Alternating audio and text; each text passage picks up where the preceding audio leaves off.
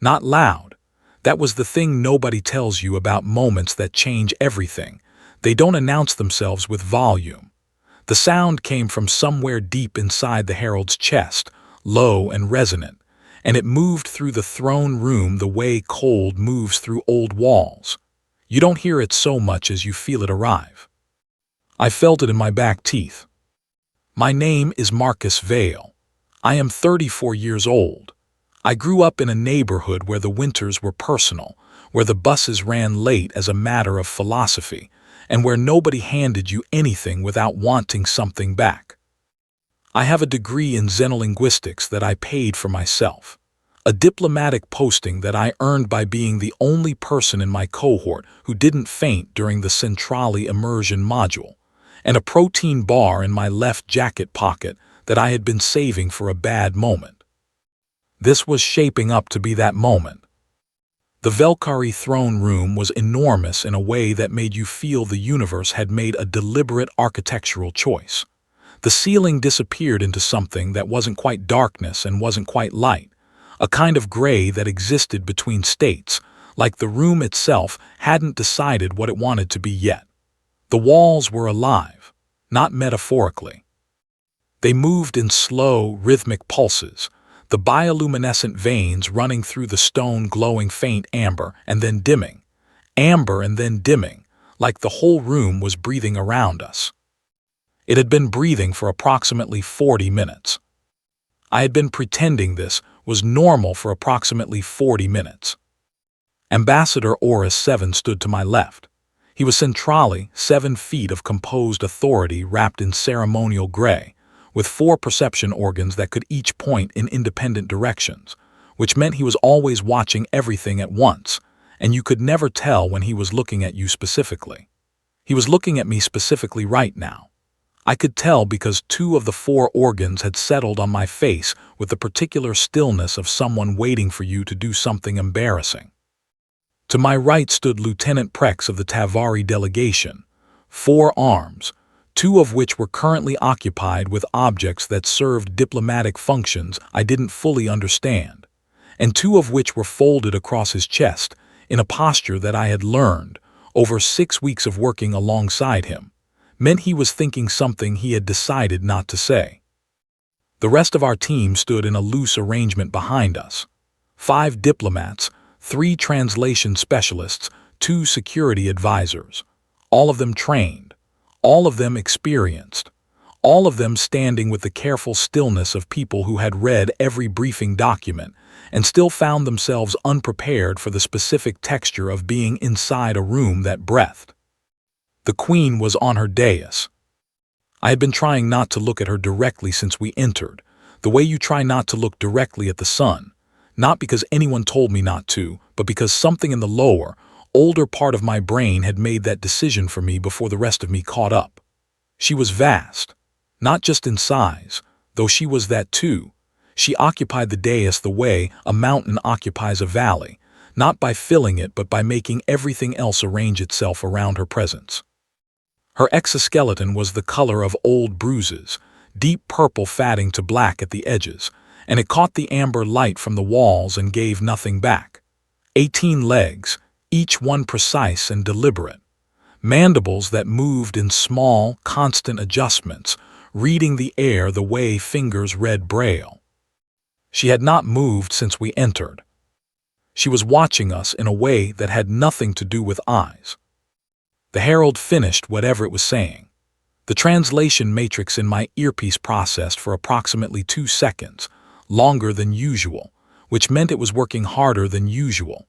And then it delivered a partial transcript with 3 words flagged as unknown and 1 phrase marked as pre-contact linguistic origin, which was the xenolinguistics equivalent of finding a door in a wall that wasn't supposed to have doors.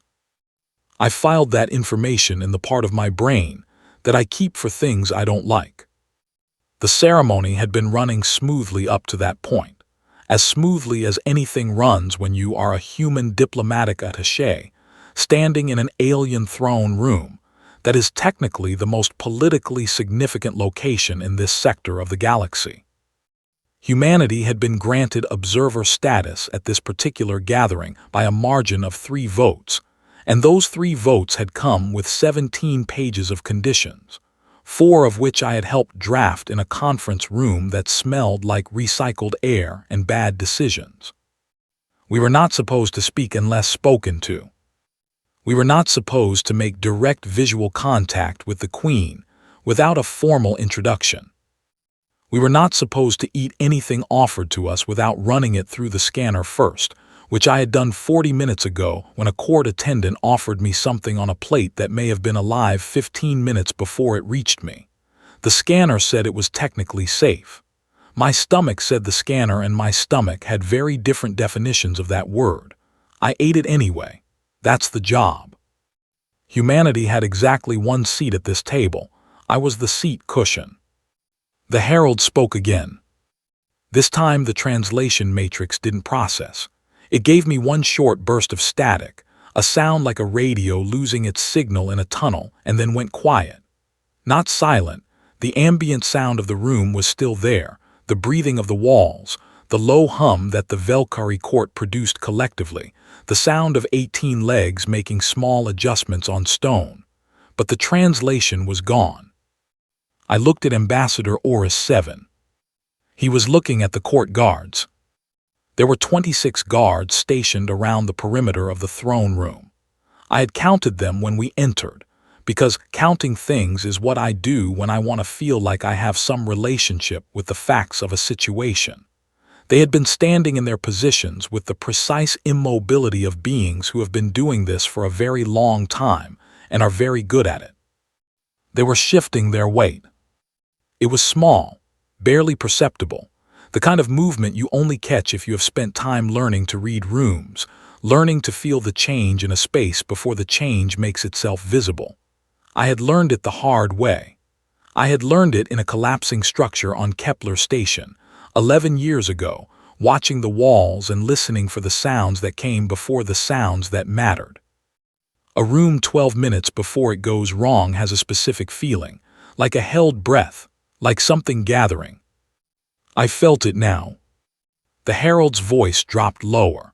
Whatever it was saying it to the room, to the walls, to the amber light. The Queen had still not moved.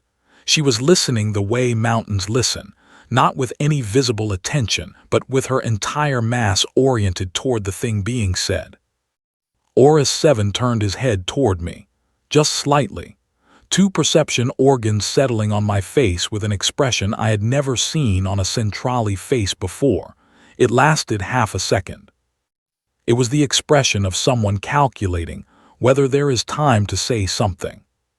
He decided there wasn't. He turned back to the herald. I looked at my feet for exactly 2 seconds, which is how long it takes me to decide something I've already decided. The walls breathed, amber, dark amber.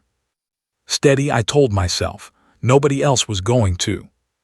The guards left first. Not all at once. That's what I want you to understand. This was not a stampede, not a panic, not the chaotic evacuation of people who have lost their composure. This was orderly. This was practiced. This had the terrible efficiency of a protocol being executed by people who knew exactly what the protocol was and had been trained for it and were now, without any visible distress, carrying it out. 1 unit peeled away from the eastern wall. Then the western contingent. The guards near the main entrance moved to the doors and opened them from the inside, and then they went through them, and the doors did not close behind them. They left them open. An invitation pointed at everyone in the room who was not me. It took 4 minutes and 38 seconds. I counted. The translation matrix came back online in fragments, partial phrases, contextual guesses, the linguistic equivalent of a map with most of the roads missing, enough to understand that the herald had spoken a deathnoming, an ancient Valkyrie rite, old enough that it predated their written records, old enough that the translation matrix had flagged it as per-contact, because it technically was. No one had ever fed it into a modern linguistic database, because it had not been spoken aloud in the recorded era of Valkyrie history. Whoever was named in the right was expected to leave. The leaving was not cowardice. The leaving was the correct response. The leaving was built into the ritual as the only viable option for anyone who wished to continue existing in the political and literal sense. I processed this while watching our diplomatic team process it. Lieutenant Prex moved first. He came to my left side and put one hand, one of the two that had been folded across his chest, on my arm. His grip was firm and completely without cruelty. Attaché, Protocol 7, now. Protocol 7 was the emergency extraction procedure.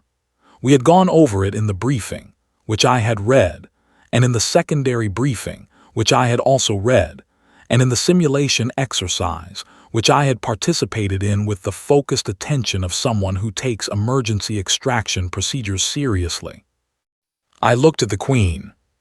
She had not moved. I said something that I would think about later with the specific discomfort of a person reviewing their own decisions. I said, "Yeah, give me a second." Prex held on for a moment longer than he needed to. Then he let go. He went through the open doors. Horus 7 was already gone. I had not seen him go, which told me he had made the decision quickly and moved with the quiet efficiency that 7-foot Centrali ambassadors are capable of when they want to be. The rest of the team followed in the next 90 seconds. I registered each departure the way you register weather, not with judgment, just with attention.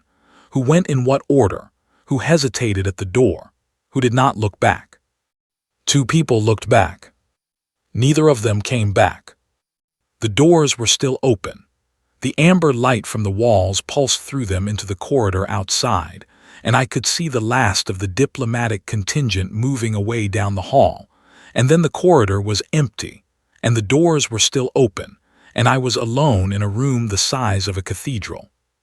With her, the Queen descended from the dais. She did it slowly, each of her 18 legs placed with the deliberateness of something that has never needed to hurry because the universe has always been willing to wait for her. The sound of it was, I am going to be honest with you, the kind of sound that does something specific to the part of your nervous system that is responsible for keeping you alive. Not a threatening sound, not an aggressive one, just a sound of immense, unhurried intention. I did not back up. I want to be clear that this was not courage. Courage is when you feel the pull towards safety and choose against it out of some value that means more to you than the safety does. What I felt was different. What I felt was my legs doing arithmetic, weighing the geometry of the room, the distance to the doors, the speed of what was moving toward me, the institutional memory of every time I had run towards safety and arrived to find 12 minutes had already passed, and the arithmetic kept coming back to the same answer. Running changes the shape of what this is, and I needed the shape to stay negotiable. So I stood there. She stopped at the base of the dais, 12 feet from me, close enough that I could see the details of her exoskeleton in the amber light, the hairline variations in color, the places where old damage had healed into new patterns, the way the bioluminescent veins ran up under the shell in lines that might have been writing in a language older than anything my matrix could parse. She was reading me the same way. The silence lasted long enough that I started to feel it as a physical thing, a weight, a texture, a presence in the room alongside us. And then I did something that my written incident report would later describe as an attempt to establish baseline communication parameters, and that I would privately describe to myself, alone, in my quarters at 2 in the morning, as the worst opening line in the history of interspecies contact. I asked her if she wanted to sit down. The Queen went completely still. I'm aware of how that sounds. I'm aware that she had 18 legs and a dais and 4,000 years of reign, and that the question of whether she wanted to sit down was, in any rational framework, a question so spectacularly inappropriate to the moment that it should have been impossible to say it. And yet my mouth had produced it, and the translation matrix had functioning again, running at full capacity now, as if the crisis had clarified something in its processing, transmitted it, and here we were. She tilted her massive head, one slow rotation, like a satellite dish finding a signal. I held very still. She made a sound low in her chest, not words, not yet. A sound of I filed it under consideration. I had no better category.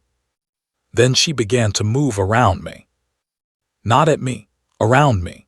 Slowly, the way a person moves around a piece of furniture they're not sure they want in the room. I turned with her, keeping my face toward her, which took some effort because she covered ground efficiently with those 18 legs and I was working with 2. She was examining me from every angle. I let her. I narrated her in my head the way I narrate everything when I need to stay level, cataloging the details, the measurements, the observable facts. The amber markings on her front-facing plates, the way her mandibles shifted with each breath she took, the smell of the room, which was copper and something else, something like old paper warming in sunlight, and underneath that something I couldn't name and didn't try to. The translator was catching pieces of her subvocal communication, not speech, not directed at me, more like thinking out loud in a register I wasn't supposed to be able to hear. Fragments, partial meanings. One phrase that the Matrix flagged with a confidence rating of 61% and translated as, "The soft thing did not run." I worked with 61%. I always had. The full translation of what the Herald had spoken came through in pieces over the next several minutes, assembled by the Matrix from context and cross-reference, and what I suspected was a certain amount of educated guessing. A death naming was an ancient Velkari adjudication protocol, pre-dynastic in origin. When spoken, it named every individual in the room as a subject of judgment. The correct response, the expected response, the response built into the ritual for 4,000 years, was to leave. The leaving confirmed that the named individuals recognized the authority of the rite and submitted to it by removing themselves from the Queen's presence. What happened to the one who stayed was not clearly documented, because in 4,000 years of recorded Velkari history, no one had stayed. The Herald had included me in the naming by accident. A translation error. My diplomatic credentials had been entered into the court registry under a categorical designation that shouldn't have made me eligible for the naming.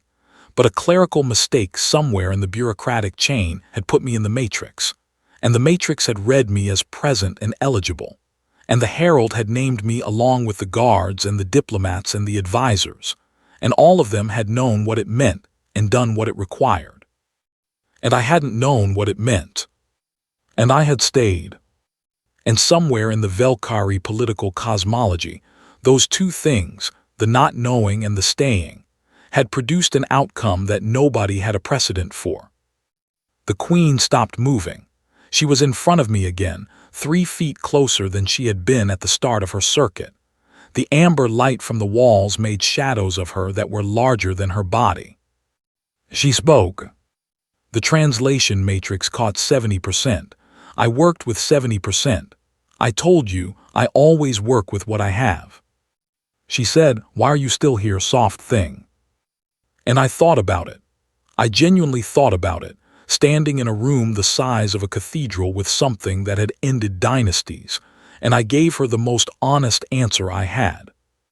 Because running didn't seem like it would help, I said, and I didn't know I was supposed to. She was quiet for a long time. The room breathed, amber, dark amber.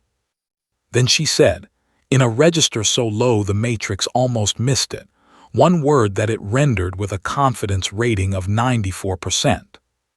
Interesting. The room kept breathing, so did I. She did not come closer. She did not step back. She stood at the 3-foot distance she had settled on at the end of her circuit. And she regarded me with the focused attention of something that has spent a very long time learning to read living things, and has just encountered a new variable. I let her look. My jacket pocket had a protein bar in it. Strawberry flavor, which is a description that protein bar manufacturers use in the same way that fiction writers use unreliable narrators, technically accurate, practically misleading. I was not going to eat it now. I was saving it. I was saving it for after this, whatever after this turned out to be. There was going to be an after this. I had decided. The Queen spoke again. Full sentences now, directed at me with deliberate clarity, and the translation matrix ran clean 90% or above on most of it, which was the best performance I had ever seen from the thing in a live contact situation. Either the Velkari dialect had simplified for my benefit, or the matrix had finally found its footing, or something about the quality of her speech was different from the herald's. She was choosing words I could follow, slowly, on purpose. "You were named," she said. "You know this now." "Yes," I said. "And you understand what naming requires." "I do now," I said. "But you did not understand when you stayed." "No." She tilted her head again, that same slow satellite rotation. "Then you stayed for another reason." It wasn't a question. I answered it anyway. I stayed because I've been in rooms that were going wrong before, and the way out of those rooms was never through the door. It was through whatever came next. The amber light pulsed, once, twice.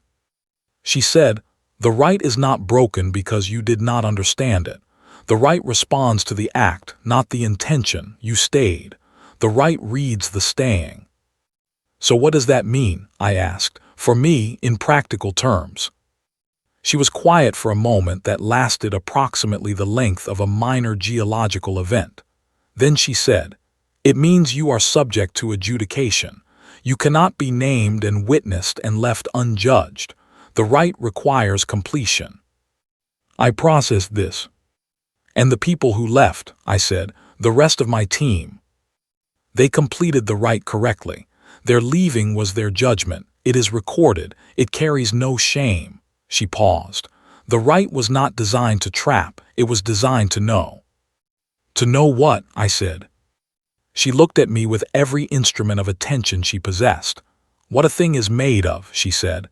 "When the room empties, when there is nothing left to perform for, what remains?" I thought about that for a long time. "That's a lot of weight to put on one moment," I said finally. "Yes," she said. And the way she said it, flat, direct, with no apology built in, told me she had spent 4,000 years deciding that it was worth the wait. I said, "Okay." She said, "Okay." "It's an agreement," I said. "It means I understand and I'm ready."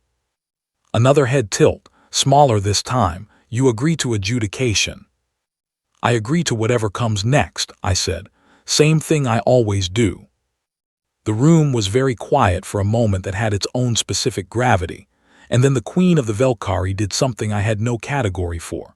She made a sound, not quite laughter, because it lacked the social function that laughter serves in human contexts, but something that shared laughter's neighborhood. A clicking in her mandibles, precise and rhythmic, that the translation matrix flagged as expressive vocalization, non-hostile, register unknown. I looked at her. She looked at me. "You are a strange, soft thing, Marcus Vale," she said.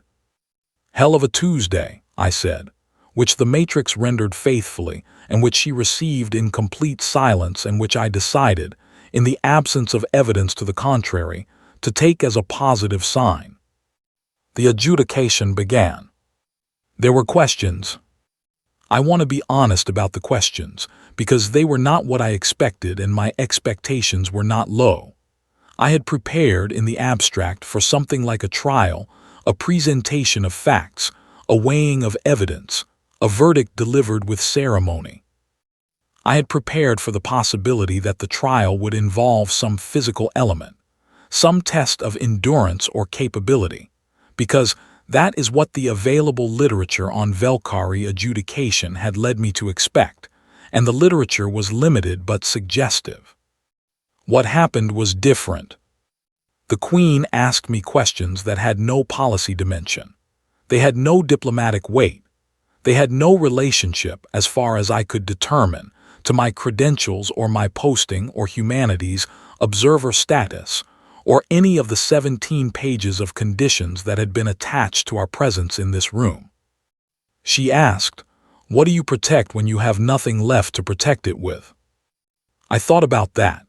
I thought about it longer than I usually let myself think about anything, because the question had edges and I needed to find them before I answered. The idea that something worth protecting existed, I said.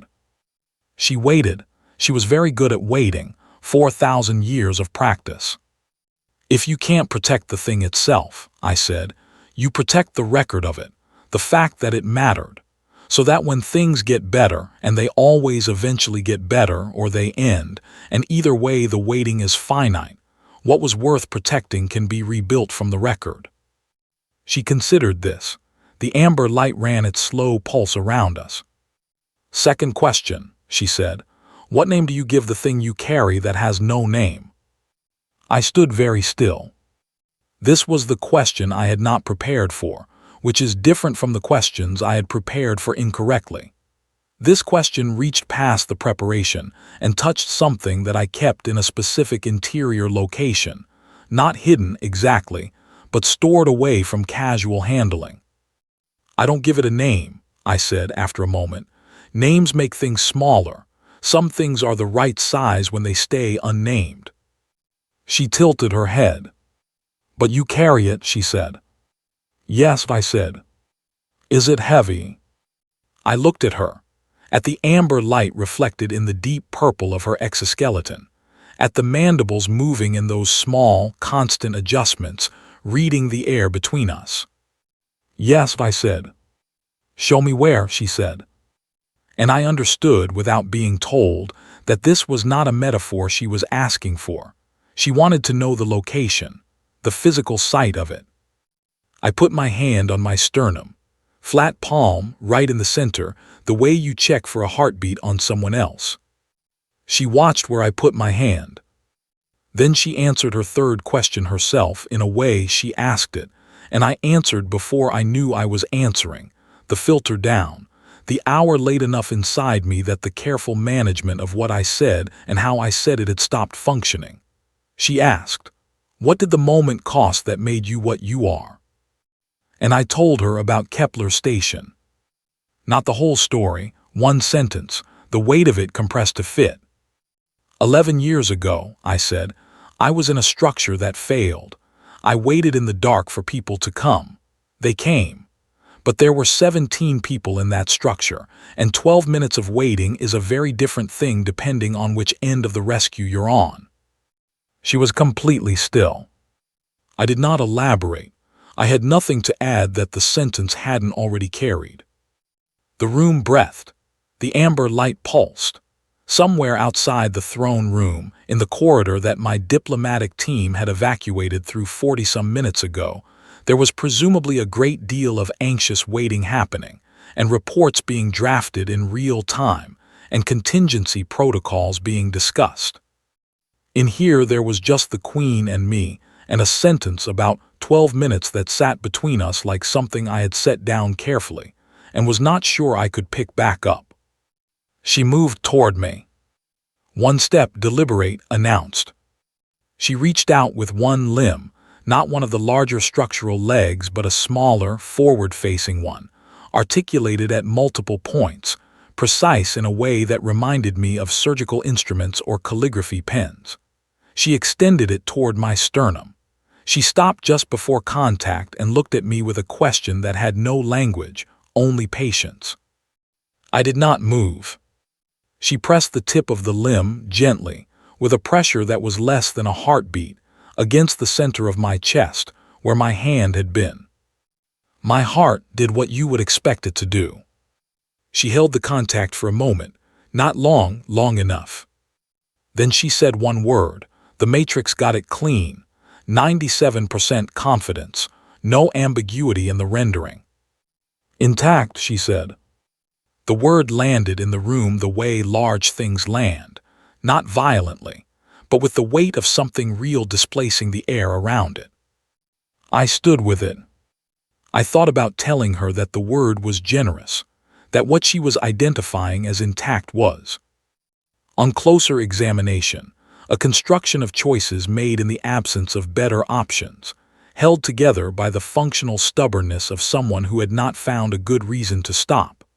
That the structural integrity of the thing she was calling intact was, at best, an ongoing argument between what I was and what I had needed to become. I did not tell her any of that. The words sat between us, newly born breathing. I steadied. The doors were still open when the Queen returned to her dais. She moved with the same unhurried deliberateness she had descended with, each leg placed, each step announced.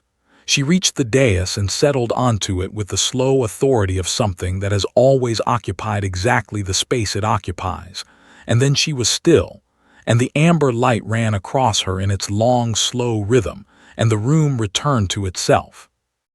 I stood in the middle of it for what I estimated was about 30 seconds, during which I did nothing in particular. I took stock of my hands, which were steady. I checked my breathing, which was functional. I registered the protein bar in my left jacket pocket, and I thought about eating it, and I decided to save it for after I was outside the throne room, because eating a protein bar in front of the Valkyrie Queen immediately following an ancient adjudication ritual felt like it might undercut whatever had just been accomplished. Some instincts are worth following. I walked to the open doors. I walked through them. I walked into the corridor, which was empty and lit with the soft functional lighting of an administrative building between important events, and I leaned my back against the wall and slid down it until I was sitting on the floor with my legs in front of me and my head tipped back against the stone. I ate the protein bar. It tasted like strawberry in the same way that difficult things sometimes taste like strawberry. Technically, distantly, with all the good parts removed, and a texture that asked you to be grateful anyway. Ambassador Oris 7 found me 11 minutes later. He came down the corridor with 2 members of the translation team and a security advisor named Owen Dale, who was the kind of person who moved through spaces like he was doing a damage assessment, which I had always found either reassuring or exhausting depending on the day. Today it was reassuring. Today anything that walked on 2 legs and had a human face was reassuring. Oris 7 stopped in front of me. All 4 perception organs settled on my face. The expression they arranged themselves into was one I had never encountered in 6 weeks of working alongside him, something in the neighborhood of disbelief, but quieter, more considered. Like a person who has encountered a logical impossibility and decided to accept it rather than argue. "You're alive," he said. This was not a greeting. This was a statement he seemed to need to verify out loud. "In all the ways I'm aware of," I said. He crouched down to my level, which for a 7-foot centrale was a significant physical commitment, and I respected it. What happened in there at HFY? I told him. The outline of it, the questions, the adjudication, the 1 limb against my sternum, the single word at the end.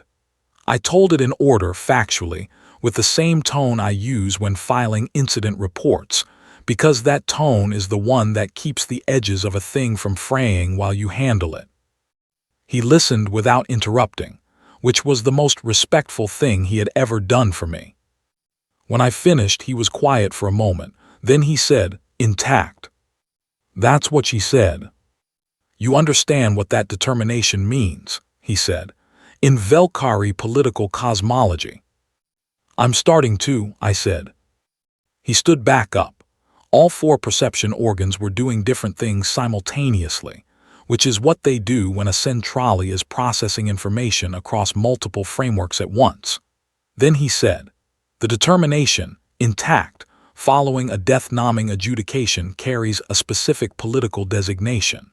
It has not been conferred in the recorded era of Valkyrie history, because no subject of a numbing has ever remained for adjudication in the recorded era." I waited. "The designation translates approximately as the uncollapsed witness," he said. "It is a political and ceremonial status. It grants specific rights of audience with the Queen that exist outside the standard diplomatic framework. It carries weight in Valkyrie deliberative chambers that cannot be transferred, purchased, or politically engineered. He paused. It can only be earned by doing exactly what you did. By not knowing I was supposed to leave and staying anyway, I said. By staying, he said. The right does not record intention, it records the act.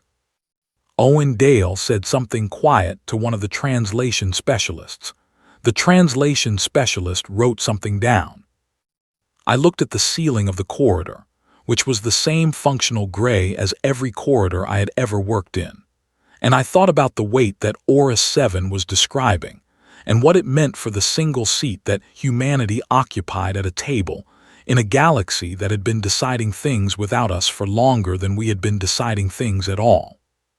The political implications arranged themselves in my head in the way that large things arrange themselves, not all at once, but one piece at a time, each one finding its place next to the one before it.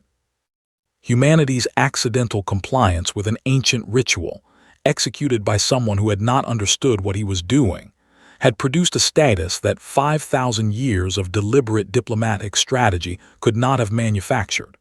The uncollapsed witness, a designation that existed outside the frameworks, beyond the conditions, on the far side of the 17 pages of requirements that had governed our presence in that throne room.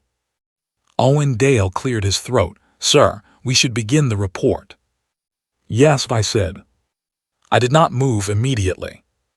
I sat on the floor of the corridor and thought about 12 minutes and what comes before them and what comes after, and about a word that had been spoken in an empty room with no audience and no record except the one the room itself kept.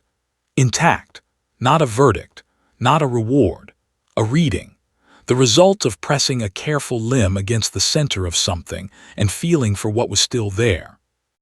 Then my earpiece chimed.